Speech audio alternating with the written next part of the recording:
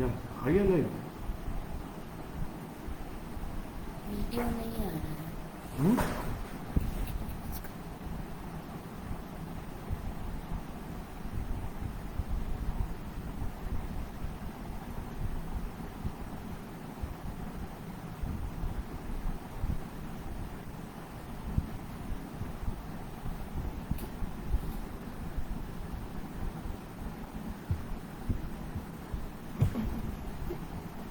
Ending it.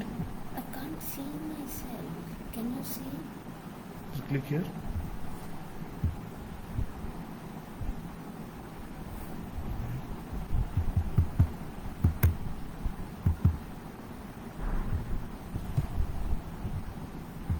Use camera.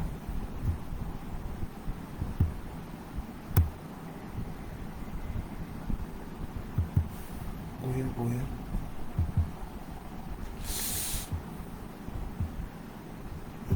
Go here, go here.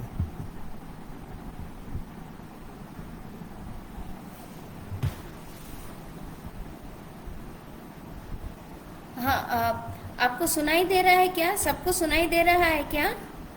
क्योंकि मुझे यहाँ से वीडियो दिखाई नहीं दे रहा है।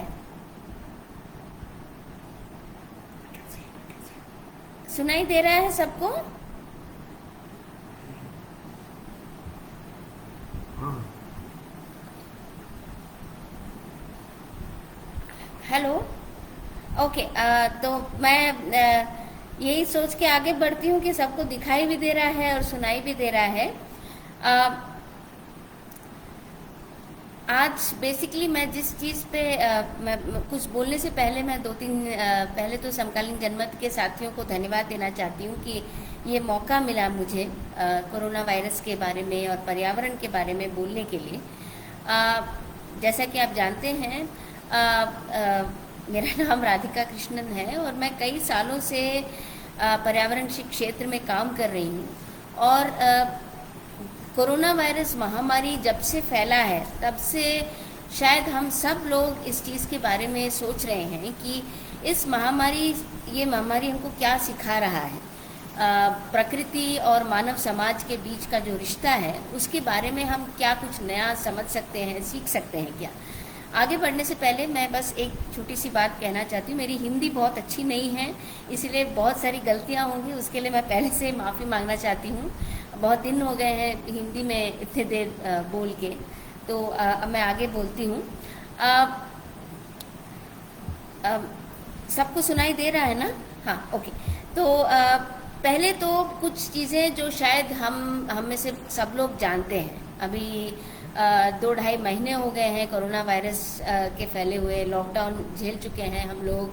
बहुत सारी चीज़ें हुई हैं जिसके बारे में मैं बहुत कुछ कहना नहीं चाहती हूँ, क्योंकि वो सब हम अपने रोज़मर्रा की ज़िंदगी में झेल रहे हैं। लेकिन और कुछ और चीज़ें कोरोना वायरस के बारे में हम पहले से जानते हैं। ये बहुत सारे सोर्सेस हैं, बहुत सारे जगहों से कुछ जानकारी हमें मिली है।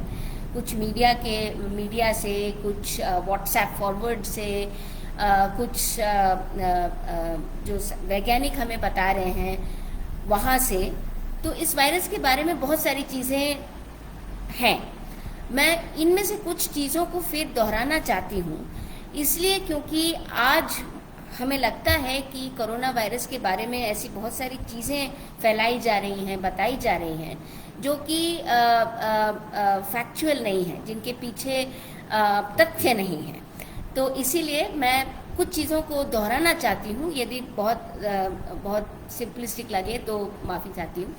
बेसिकली है कि हम पहली बात तो ये सब जानते हैं कि कोरोना वायरस, ये पर्टिकुलर कोरोना वायरस कहाँ से आया चाइना के वुहान ज़िले से। एक चाइना का एक छोटा सा ज़िला और सुबह, जहाँ से हमको अभी पता चला, हम सबको मालूम है कि वहाँ से ये पहला केस जो कोरोना वायरस का आया वो वहाँ से आया। और इससे भी ज़्यादा हम एक और छोटी सी बात जानते हैं कि शायद अब तक हमको ये भी मालूम है कि वो पहला कौन मरीज़ था या थी जिसको ये कोरोना वायरस हुआ। और ये किसी भी महामारी का जो ट्रैजेक्टरी है, महामारी का जो जर्नी है, इसमें ये जानना बहुत ज़रूरी है कि पहला मरीज़ कौन था। इसलिए ज़रूरी है क्योंकि उससे हमें पता चलता है कि ये बीमारी फैलती कैसे है, आया कहाँ से, और फिर और जब ये जानकारी हमें मिलेगी तभी हमें पता चलेगा कि इसका रोकथाम कैसे होगा। अब वैज्ञानिक भाषा में एक टर्म यूज़ होता है, जूनोटिक ट्रांसमिशन। इसका मतलब ये कि कोई जब जो वायरस जो चीज़ है, वायरस तो हमारे इस दुनिया में सैकड़ों हैं, अनगिनत वायरस घूमते रहते हैं, कोई नई बात नहीं है, वायरसों के साथ ही हम जीते मरते रहते हैं। लेकिन जब एक वायरस जूनोटिक ट्रांसमिशन होता है, इसका मतलब ये कि जब एक वायरस जानवरों की दुनिया से मानव समाज में तब पहुंचता है, तब उसको हम कहते हैं जूनोटिक ट्रांसमिशन। मतलब वो वायरस पहले जानवरों में था, चाहे कभी चमगादड़ में या किसी और जानवर में, कुत्ते में, बिल्ली में, चूहे में वगैरह वगैरह, और वहाँ से किसी और जानवर से मानव समाज में पहुँचा, उसको हम कहते हैं जूनोटिक ट्रांसमिशन। और वैज्ञानिक अभी हमें बता रहे हैं कि ये जो कोरोना वायरस है वो जूनोटिक ट्रांसमिशन का एक एग्जाम्पल है, का एक उदाहरण है कि ये वायरस पहले जानवरों की दुनिया में था और उसके बाद मानव समाज में आया। अब आगे बढ़ने से पहले एक दो चीज़ जानना बहुत ज़रूरी है कि कोरोना वायरस एक्चुअली एक नया वायरस है, इसीलिए शुरू में जब इसके बारे में बातचीत होती थी, अभी भी बातचीत होती है, तो उसको कहा जाता है अंग्रेजी में नोवेल कोरोना वायरस। एक ऐसा साइंटिफिक टर्म में उसको कहते हैं कि एक नया strand, a new strand of virus. साधारण भाषा में समझ लीजिए, एक कोरोना वायरस का एक नया अवतार है। ऐसा नहीं है कि कोरोना वायरस पहले नहीं था, कोरोना वायरस के दूसरे अवतार हमेशा से थे और आगे भी कोरोना वायरस के दूसरे अवतार आते रहेंगे। लेकिन ये जो खास अवतार है जो नवंबर 2019 से हमें पता चला है, ये एक खास किस्म का अवतार है, एक नया अवतार है। जैसे और इस अवतार ये अवतार बदल भी सकता है, नया अवतार भी आ सकता है इसके बाद, जो होता ही है, वायरस की दुनिया में ऐसा होता ही रहता है। तो ये जो खास अवतार है ये कैसे मानव दुनिया तक पहुंचा, इसके बारे में आज तक वैज्ञानिक ठीक से जान नहीं पा रहे हैं। हमें एक्चुअली अभी तक बहुत सारी कहानियाँ हैं, बहुत सारे अजम्पशंस हैं, कुछ थियरीज हैं कि इस तरह से ये जो वायरस है ये मानव दुनिया तक पहुंचा। लेकिन एक्चुअली हमें ये नहीं पता है कि ठीक से नहीं पता है कि ये कैसे आया। और ये जो लैक ऑफ इन्फॉर्मेशन है, जानकारी की जो कमी है, इस जानकारी की कमी के चलते बहुत सारी चीज़ें इस वायरस के बारे में गलत सलत व्हाट्सएप फॉरवर्ड्स में घूमता रहता है और इससे काफ़ी नुकसान भी हुआ है। उसके बारे में मैं थोड़ा आगे बोलना चाहूँगी, लेकिन पहले मैं ये कहना चाहती हूँ कि थोड़ा और एग्जाम्पल देना चाहती हूँ जूनोटिक ट्रांसमिशन का, ये बताने के लिए कि जूनोटिक ट्रांसमिशन मतलब कि प्राकृतिक दुनिया से वायरस का मानव दुनिया में आना। इसके कुछ और एग्जाम्पल्स मैं देना चाहती हूँ। जैसे कि आप रेबीज के बारे में शायद हम सब जानते हैं, कोई ऐसी बीमारी है जो कुत्ते के काटने से आता है। तो एक इन्फेक्टेड कुत्ता होता है, वो कुत्ता किसी मानव को यदि काट लेता है तो उससे मानव को रेबीज हो जाता है। आप प्लेग समझ लीजिए, जो महामारी जैसे सूरत में जो हुआ था कई साल पहले, करीब 20 साल पहले, तो वो चूहे के काटने से होता था, चूहे की दुनिया से मानव की दुनिया में आया। या उसके थोड़े बाद आप चलें तो जो सार्स वायरस है उसका वो भी कोरोना की तरह, वो भी एक्चुअली एक कोरोना वायरस ही था। सार्स के पीछे जो वायरस है वो कोरोना वायरस का एक पुराना अवतार था, अभी नया अवतार आया है जैसे कि मैंने अभी कहा। तो सार्स कोरोना वायरस का एक पुराना अवतार था। सार्स बीमारी फैला था कुछ साल पहले, खासकर चाइना में, हांगकांग में, वैसे तो अमेरिका तक भी पहुंचा था, क्योंकि लोग आजकल बहुत घूमते हैं ग्लोबलाइजेशन के चलते, तो वो दुनिया के कई देशों में पहुंचा था सार्स। वो भी एक कोरोना वायरस का ही उदाहरण था। मेर्स कोरोना, जो मेर्स वायरस जो मिडल ईस्ट में हुआ था। और उससे भी पहले लास्ट में मैं आना चाहूँगी एक ऐसा एग्जाम्पल जो हम इंडिया में झेल चुके हैं, वो भी काफ़ी पिछले साल, नीपा वायरस, 2 साल पहले नीपा वायरस केरला में पाया गया था। और नीपा वायरस के बारे में मैं इसीलिए कुछ कहना चाहती हूँ क्योंकि नीपा वायरस में और कोरोना वायरस में काफ़ी कुछ सिमिलैरिटीज़ हैं, कुछ खास शायद वो जिस तरह से वो लोग ये जो दोनों वायरसेस हैं जो मानव की दुनिया में आए, शायद उसमें काफ़ी सिमिलैरिटी है। नीपा वायरस के बारे में हम जानते हैं कि वो वायरस मानव की दुनिया में कैसे आया। कैसे? फ्रूट बैट मतलब फल खाने वाले चमगादड़, उससे नीपा वायरस फैलता है। लेकिन कैसे फैला? केरला के 2 जिलों में फैला था। कैसे फैला? ऐसा नहीं हुआ कि मानव जो है केरल के लोग या कुछ लोगों ने चमगादड़ को खा लिया, ऐसा नहीं हुआ था। तो ये जो फ्रूट बैट है, फल खाने वाला चमगादड़ है, वो उसमें वो था नीपा वायरस। और वो जो फल खाने के बाद जैसे फल नीचे गिर गया पेड़ से, चमगादड़ खा रहा था, फल नीचे गिर गया, उस फल को हो सकता है किसी इंसान ने खा लिया, हो सकता है कि उस फल को और किसी प्राणी ने खा लिया और उस प्राणी को इंसान ने खा लिया वगैरह। तो उसके थ्रू नीपा वायरस मानव समाज में पहुंचा। और ये ऐसा हो ही सकता है कि कोरोना वायरस भी इसी तरह से मानव समाज तक पहुंचा। आप और अभी आगे बढ़ने से पहले मैं एक चीज़ को स्पष्ट कर देना चाहती हूँ कि वायरसेस जो हैं वो एक स्पीशीज टू स्पीशीज मतलब एक प्रजाति से दूसरे प्रजाति तक चलते ही रहते, घूमते ही रहते हैं। ऐसा नहीं है, ये बहुत साधारण सी बात है कि वायरस का एक जानवर से दूसरे जानवर तक जाना कोई नई बात नहीं है। और ये जो कोरोना वायरस है वो इस सिलसिले का लेटेस्ट कड़ी है और ये आखिरी कड़ी भी नहीं होगी, ये तो होता रहेगा। और इसमें से बहुत सारे जो ट्रांसमिशंस होते हैं वो खतरनाक नहीं होते हैं। वायरस आता है, जाता है, उससे कुछ ज़्यादा हानि ज़्यादा होती नहीं है। कोरोना वायरस में हुआ। अब हम वापस जाते हैं कोरोना वायरस में। तो ये कोरोना एग्जैक्टली आया कैसे मानव दुनिया में? जैसे कि मैंने कहा कि हमें एक्चुअली ठीक से नहीं पता है कि वो कैसे आया। वो हम अंदाज लगा रहे हैं, जो हम मतलब वैज्ञानिक भी अंदाज लगा रहे हैं कि उसको हम कि पहले इंसान को कैसे हुआ। उस पहले इंसान जिसको महामारी का पहले इंसान को एक्चुअली इंडेक्स पेशेंट कहते हैं, वो पहला मरीज जिसको कोरोना वायरस हुआ, शायद वो आइडेंटिफाई हो गए हैं जो पहले मरीज थे। लेकिन वो तो आइडेंटिफाई हो गए हैं, लेकिन उनको ये बीमारी कैसे हुआ वो एक्चुअली ठीक से किसी को नहीं पता है। क्या वो चमगादड़ खाने से हुआ या किसी फ्रूट को खाने से हुआ जो चमगादड़ ने खा लिया था, या पेंगोलिन से हुआ, एक्चुअली हम नहीं जानते हैं।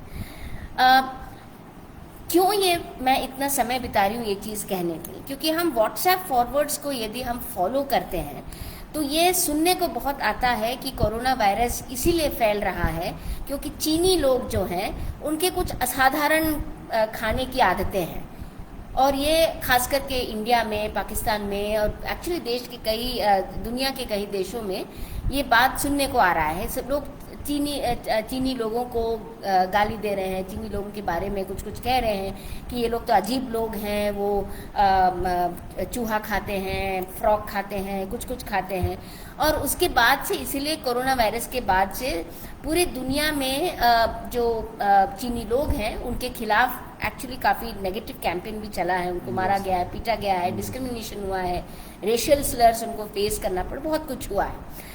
लेकिन इसीलिए मैं इस बात को कहना चाहती हूँ कि कोरोना वायरस के फैलने के पीछे कारण चीनी लोगों के असाधारण खाने की आदतें नहीं हैं।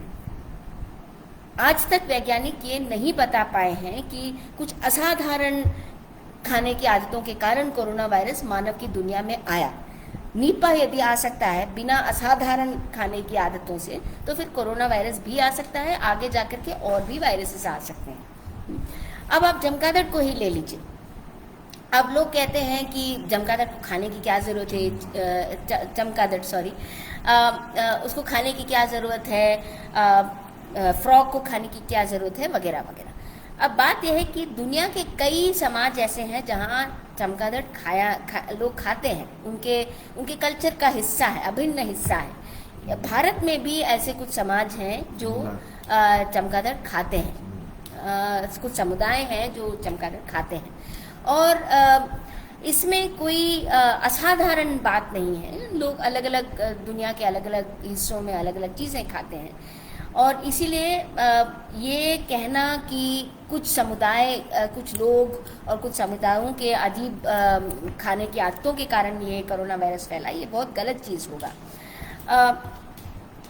अब मैं वापस आती हूँ इस बात पे कि ये वायरस मानव की दुनिया में कैसे आया, क्यों आया।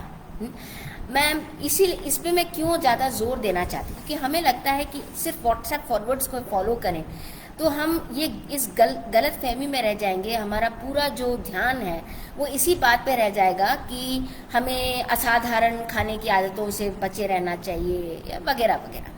लेकिन जो उससे ज़्यादा महत्वपूर्ण सवाल ये है कि कोरोना वायरस जैसे वायरस मानव की दुनिया में कैसे आया, क्यों आया, उसकी प्रक्रिया क्या है। और ये जानना इसलिए ज़रूरी है क्योंकि उसके नीचे एक बेहद फिलोसॉफिकल क्वेश्चन है कि इस टाइप वायरस के साथ मानव समाज का रिश्ता क्या होगा। और इस रिश्ते को हमें ढंग से समझना होगा। तो हमें ये भी समझना होगा कि मानव समाज का प्रकृति के साथ, प्राकृतिक प्रोसेसेस के साथ जो के साथ हमारा क्या ये संबंध रहेगा। अब हमें एक चीज़ थोड़ा बोलना भूल गई थी, सॉरी, मुझे पीछे जाना पड़ेगा।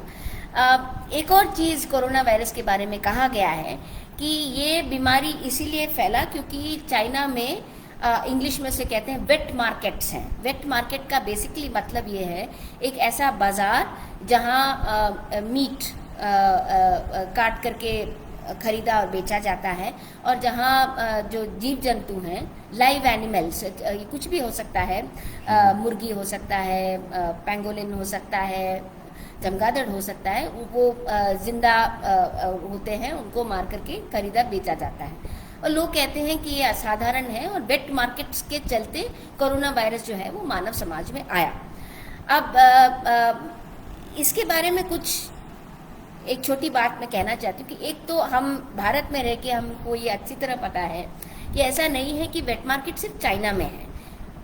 यदि जानवरों का, लाइव जानवरों का, जिंदा जानवरों का खरीदना और बेचना एक वेट मार्केट है, तो भारत में तो बहुत सारे वेट मार्केट्स हैं। और भारत ही नहीं, दुनिया के कई देशों में ऐसे ये वेट मार्केट, तो मान लीजिए कि प्राकृतिक इकोनॉमी का, मछली ले लीजिए, प्राकृतिक इकोनॉमी का, नेचुरल इकोनॉमीज़ का, गांव के या इवन अर्बन मार्केट्स के, अर्बन इकोनॉमी का एक अभिन्न हिस्सा है वेट मार्केट। तो मैं इसलिए वो कहना चाहती हूँ कि ये वेट मार्केट का जो कॉन्सेप्ट है उसको लेकर के भी बहुत चर्चा हुई है। लोग कहते हैं कि वेट मार्केट्स को बंद कर देना चाहिए, चीनी लोग खराब होते हैं क्योंकि वो लोग वेट मार्केट से खरीदना और बेचना करते हैं, वगैरह वगैरह। तो ये बेसिकली एक रेसिस्ट, नस्लवादी कैंपेन है, नस्लवादी सोच है, क्योंकि जैसे कि मैंने कहा, हमें ये नहीं पता है कि वेट मार्केट से ही फैला है या नहीं। और दूसरी बात, यदि फैला भी है तो वेट मार्केट से दुनिया के लगभग सारे देशों में होता है। अब वापस वही वहाँ आते हैं जहाँ मैं ध्यान देना बोलना चाह रही थी। ये वायरस मानव की दुनिया में आया कैसे, और इससे हम क्या सीखते हैं। अब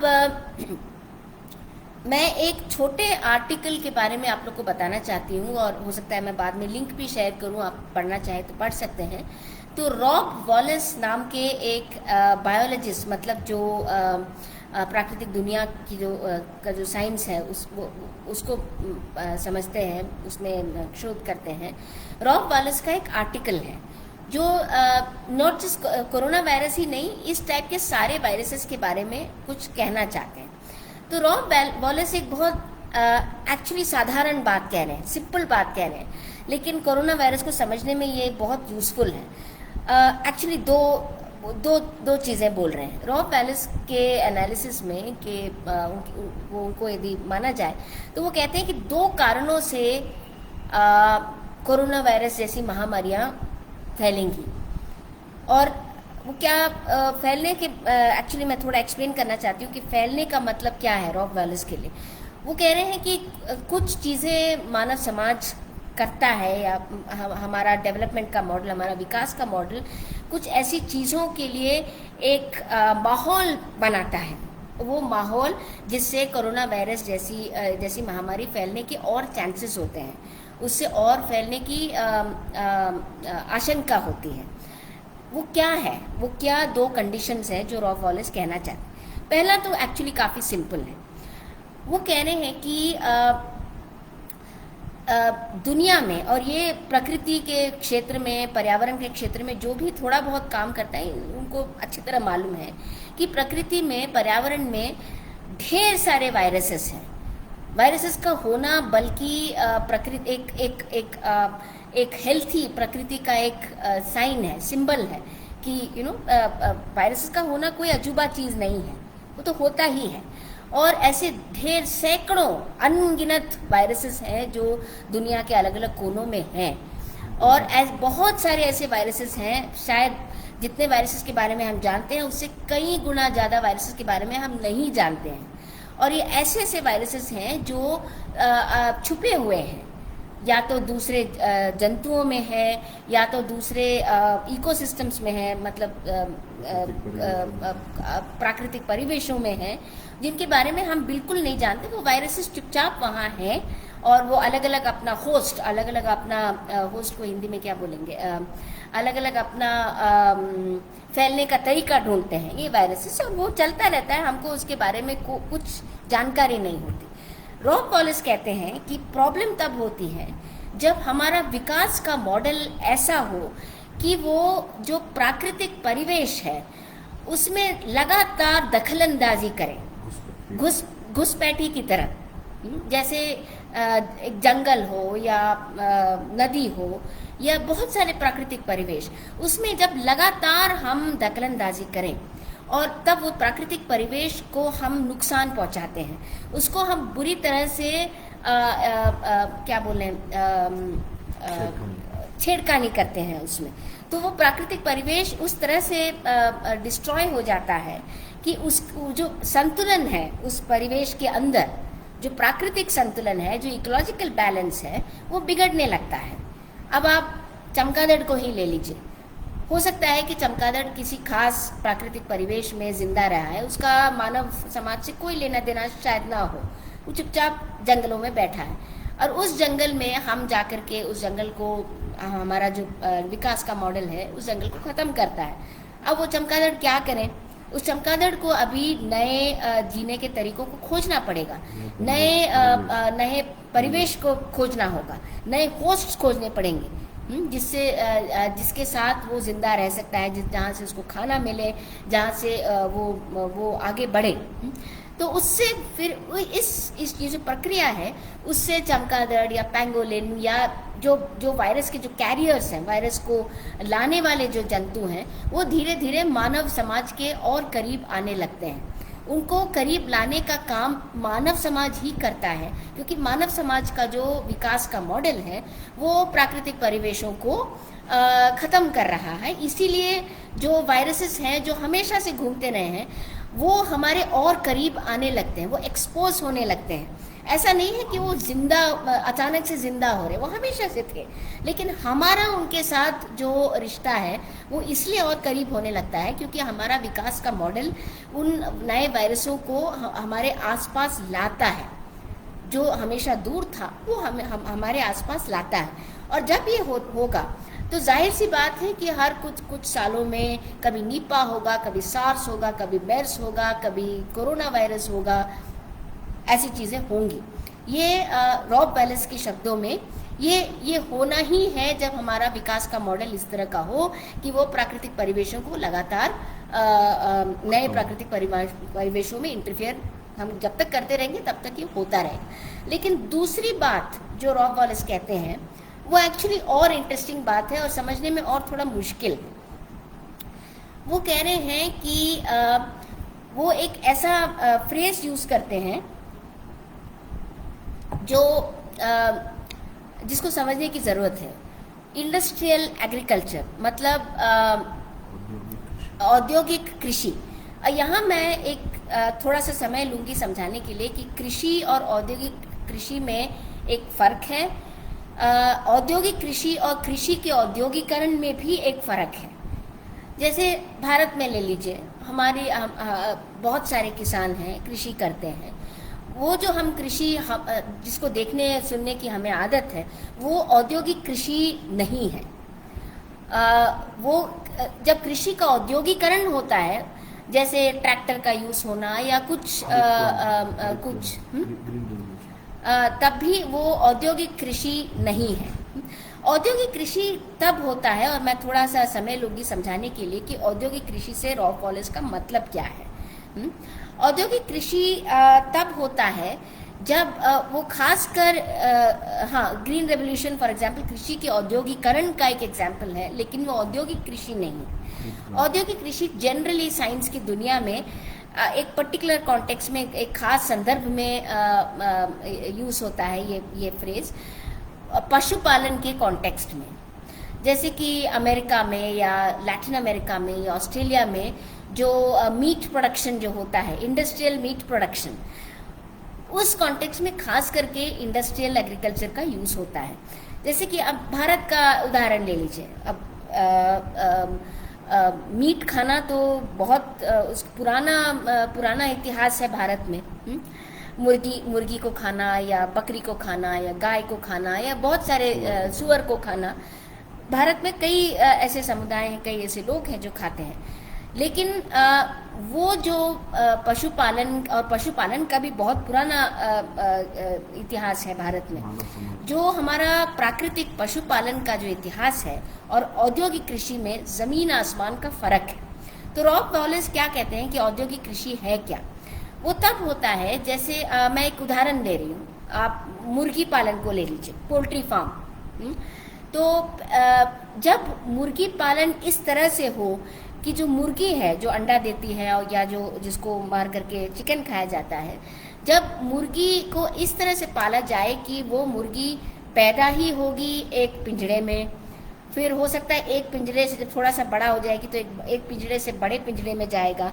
वो अपने पूरे जीवन काल में वो मुर्गी कभी धूप ना देखेगी, ना कभी घास देखेगी, ना कभी वो, जैसे मुर्गी जब बाहर रहती है तो मुर्गी दाना चुगेगी, कभी वर्म्स चुगेगी, आसपास जो मिलेगा वो खाएगी। वो कुछ भी खाने को ना मिले, उसको वही खाने को मिलेगा जो खास उसके लिए खास बनाया हुआ खाना है, जिससे उसका वजन बढ़ेगा। तब वो इंडस्ट्रियल प्रोडक्शन होता है, इंडस्ट्रियल एग्रीकल्चर होता है। मतलब ये कि आप एक असाधारण, एक अप्राकृतिक कह सकते हैं उसको, एक एनवायरनमेंट बनाते हैं जिसमें वो मुर्गी रहेगी अपने ज़िंदगी भर।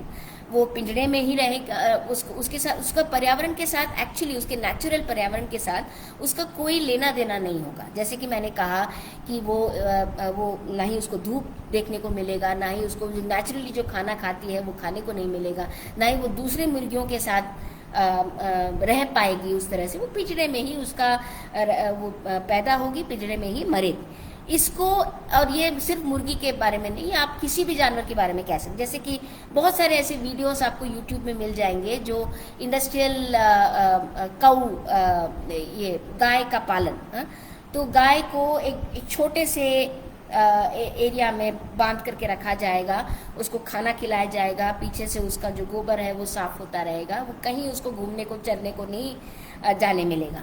इसको रॉब वॉलेस कहते हैं, नॉट रॉब वॉलेस, एक्चुअली इसी को कहते हैं औद्योगिक कृषि, इंडस्ट्रियल एग्रीकल्चर, जो खासकर जहाँ एनिमल फार्मिंग के कॉन्टेक्ट के संदर्भ में। तो इससे रॉब वॉलेस रॉब वॉलेस एक बात कहना चाहते हैं कि ये जो पर्टिकुलर प्रक्रिया है इंडस्ट्रियल एग्रीकल्चर का, ये महामारी को पैदा करने का एक संदर्भ बना रहा है, एक सिचुएशन क्रिएट कर रहा है, एक परिस्थिति ऐसा पैदा कर रहा है इंडस्ट्रियल एग्रीकल्चर, जिससे ऐसी महामारियां फैल सकती हैं। क्यों? क्योंकि ये इसके पीछे, सबसे पहले इसके पीछे एक फिलोसॉफी समझने की ज़रूरत है कि इंडस्ट्रियल एग्रीकल्चर के पीछे फिलॉसफी क्या है। वो ये इसके पीछे सोच ये है कि आप ऐसी स्थिति बनाइए ताकि वो जो जानवर है वो सिर्फ और सिर्फ आदमी के खाने के लिए ही बना है। अब यहाँ से आप यदि सोचना चालू करेंगे तो फिर आप हर चीज़ ये सोचेंगे कि बस वो बिना हिले, क्योंकि वो हिलेगी वो जानवर जब हिलेगा तब उसका एनर्जी कंज्यूम होगा, तब उसका वजन इतना नहीं बढ़ेगा। हाँ, आपका यही एकमात्र तरीका ये है कि उसका वजन बढ़ना चाहिए, क्योंकि आप उसको खाना चाहते हैं अंत में। तो वजन बढ़ाने के लिए जो करना है आप कर लीजिए। आप उसको आर्टिफिशियल खाना खिलाइए ताकि उसका वजन बढ़े, आप उसे हिलने ना दीजिए ताकि उसका वजन बढ़े, वगैरह वगैरह। तो ये जो स्थिति, और दूसरा आप एक ऐसे जानवर का इजाद कीजिए जो सबसे ज़्यादा जिसका वजन बढ़ेगा, मतलब एक हाइब्रिड काऊ, एक हाइब्रिड मुर्गी, एक हाइब्रिड पिग, एक हाई क्वालिटी पिग जिसका वेट ज़्यादा होगा। हाँ, तो ये सब इंडस्ट्रियल एग्रीकल्चर के लक्षण हैं। तो रॉब वॉलेस ये कहते हैं कि प्रकृति में आप कोई भी साधारण सा खेत ले लीजिए, भारत में या कहीं भी, तब आप उस खेत में घूमिएगा तो आप ये देखेंगे कि बहुत, जो साइंस के टर्म में कहते हैं, बायोलॉजिकल डाइवर्सिटी है। एक कोई भी जानवर, जैसे दो गाय एक दूसरे के समान नहीं होंगे, बहुत ज़्यादा सिमिलैरिटी नहीं होगा। वो गाय जो है वो अलग अलग टाइप के जानवरों से उसका पाला पड़ेगा अपने रोज। हाँ, तो वो गाय पत्तों से पत्ते खाएगा, वो गाय दूसरे जानवरों से मिलेगा, वगैरह वगैरह। लेकिन रॉब वॉलेस कहते हैं कि ये जो इंडस्ट्रियल एग्रीकल्चर है, औद्योगिक कृषि है, हाँ, वो विविध नहीं है। प्राकृतिक विविधता उसमें ख़त्म हो जाता है, क्योंकि वो मोनोकल्चर, जो साइंस में कहते हैं मोनोकल्चर, मतलब बिल्कुल एक ही टाइप का मुर्गी, एक ही टाइप का गाय, एक ही टाइप का पिग, वो सब होगा, एक ही टाइप का सुअर होना। तो मोनोकल्चर्स, एनिमल मोनोकल्चर, उससे क्या होता है कि जो विविधता है वो खत्म हो जाती, जेनेटिक विविधता खत्म हो जाता है। और वो विविधता जब खत्म हो जाता है, उससे क्या खतरा है? उससे खतरा ये है कि जो प्रकृति का जो खुद की क्षमता है अलग चीज़ों से लड़ने का, वो धीरे धीरे कम होने लगता है। मैं एक सिंपल सा एक एग्जाम्पल दे रही हूँ। जैसे हम छोटे बच्चे जब होते हैं, तब हम उन्हें अलग अलग चीज़ों से का एक्सपोजर दिलाते हैं।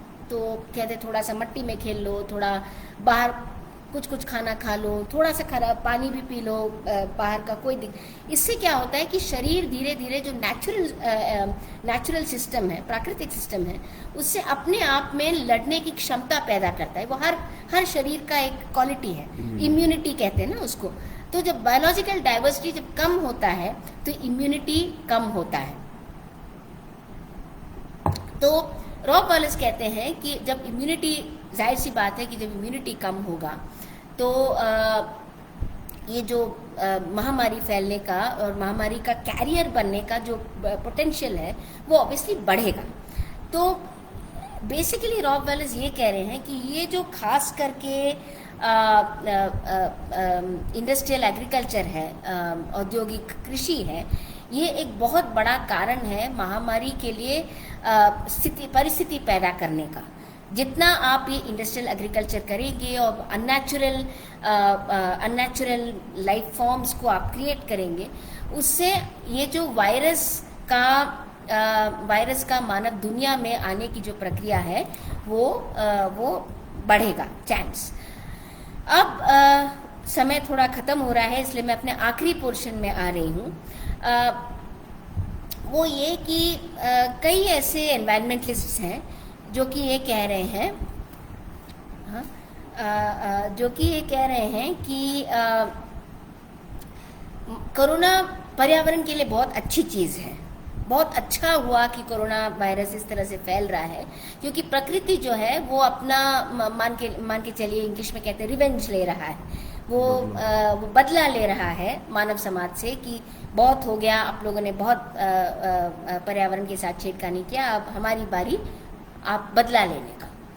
और बहुत सारे ऐसे स्टडीज़ हैं जो दिखा रहे हैं कि जैसे कि ओजोन लेयर जो है वो बेहतर हो रहा है, जो गैसेस हैं, जो ख़राब गैसेस हैं, कार्बन मोनोऑक्साइड हो गया, नाइट्रोजन डाइऑक्साइड हो गया, उसका बहुत काफ़ी बड़े तौर पे पूरे दुनिया में कम फैलाव हो रहा है, क्योंकि ऑब्वियसली हमारा ट्रैफिक बहुत कम हो गया है, इंडस्ट्रियल प्रोडक्शन थोड़ा बहुत कम हो गया है वगैरह।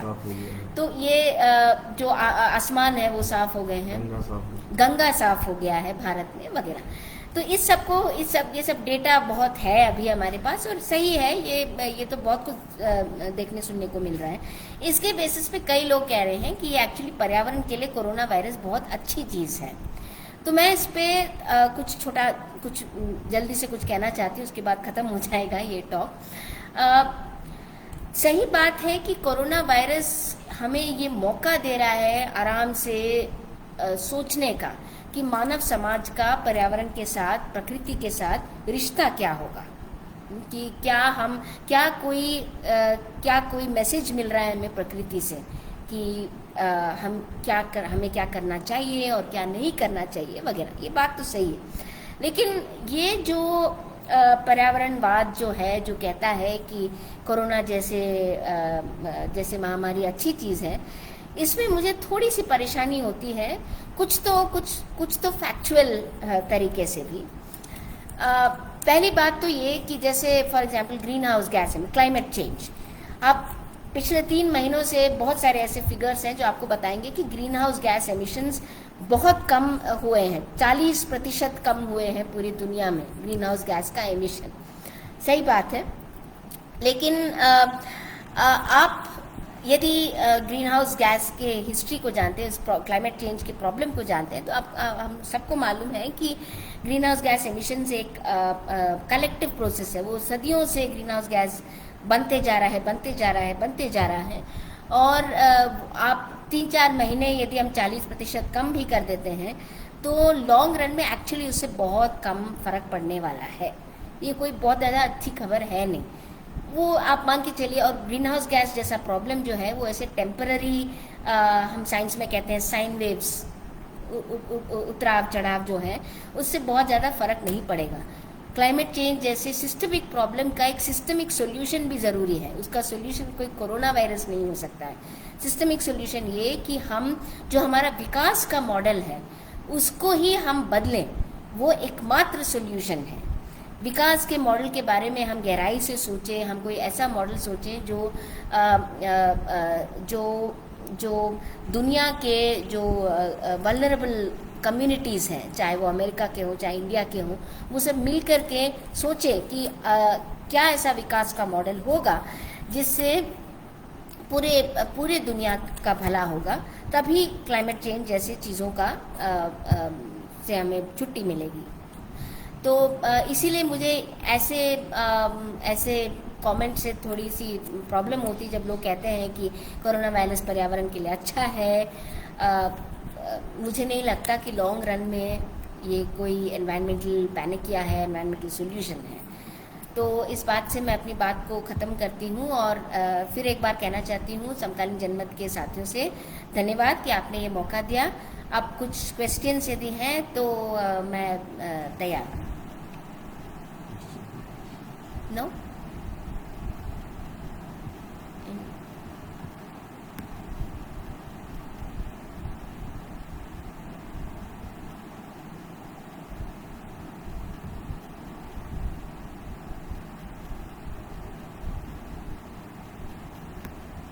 Okay, nothing more. End.